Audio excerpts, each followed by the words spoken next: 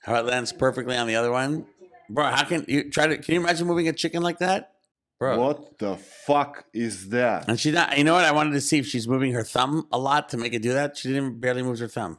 They want us to see this because they could have just edited this part out. Like, oh shit, dude, she just revealed something. Like, no, they want us to see it and be stupid. But obviously, it slipped out of her hand. Like she's not even doing anything.